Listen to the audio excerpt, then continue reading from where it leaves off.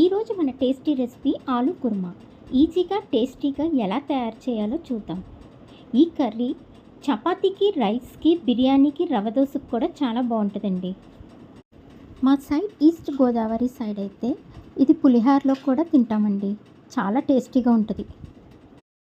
ఒక గిన్నెలో నీళ్లు వేసుకొని ఒక 1/2 కేజీ బంగాళదుంపలు తీసుకున్నాను. ఆ పై తొక్క తీసేసి అవి చిన్న ముక్కల కింద కట్ చేసుకొని ఉడకబెడుతున్నాను. ఇది ఉడికేలోపు మనం కర్రీకి కావాల్సింది రెడీ చేసుకుందాం. ఒక మిక్సీ బౌల్ తీసుకొని అందులో కొన్ని కొబ్బరి ముక్కలు, పచ్చిమిర్చి, యాలకులు 2, లవంగాలు 2, దాల్చిన చెక్కలు 2, కొంచెం జీడిపప్పు, కొంచెం నీళ్ళు వేసుకొని దీన్ని మిక్సీ చేసి పేస్ట్లా చేయాలి.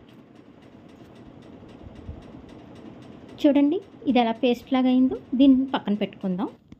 స్టవ్ మీద ప్యాన్ పెట్టాను. ప్యాన్లో ఆయిల్ వేస్తున్నాను. ఆయిల్ హీట్ అయ్యాక 2 బిర్యానీ ఆకులు వేసుకోవాలి. సన్నగా తరిగిన ఉల్లిపాయ ముక్కలు అందులో వేసుకొని లైట్ బ్రౌన్ కలర్ వచ్చే వరకు ఏగనివ్వాలి. అవి ఏగుతుండగా కరివేపాకు వేసుకోవాలి. కొంచెం పసుపు, సాల్టు, కారం వేసుకొని ఒకసారి మొత్తం కలిసేలా కలిపేసుకుందాం. కొంచెం అల్లం వెల్లుల్లి పేస్టు వేసి కలుపుతున్నాను. ఇలా ఉల్లిపాయలు వేగిన దాంట్లో బంగాళదుంపలు ఇందాక ఉడకబెట్టుకున్నాం కదా, ఆ ముక్కల్ని ఇందులో వేస్తున్నాను. వేసి ఇలా 5 మినిట్స్ ఏగనివ్వాలి. ఏగాక ఇందాక మిక్సీ చేసుకున్నాం కదా, ఆ పేస్ట్ని ఇందులో వేస్తున్నాను. వేసి ఇలా 5 మినిట్స్ ఇది కూడా ఏగనిచ్చాక ఒక గ్లాస్ వాటర్ వేస్తున్నాను. ఒక చిన్న గ్లాస్తో నీళ్లు వేసుకోవాలి. వేసుకొని ఇది మొత్తం కలిసేలా కలిపేసుకోవాలి. ఇప్పుడు ఇందులో ధనియాల పొడి 1 స్పూను, గరం మసాలా 1 స్పూను వేసుకొని కలపాలి. కలిపేసి దీన్ని మూత పెట్టేద్దాం. ఇది ఇలాగా 15 మినిట్స్ లో ఫ్లేమ్లో ఉడకాలి.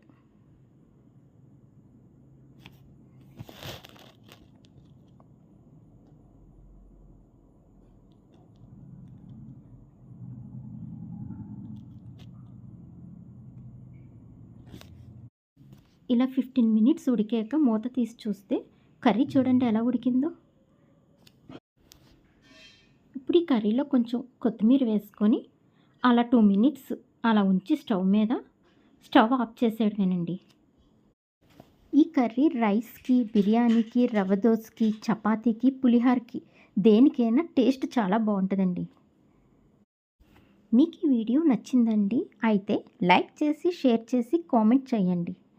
Thank you for watching.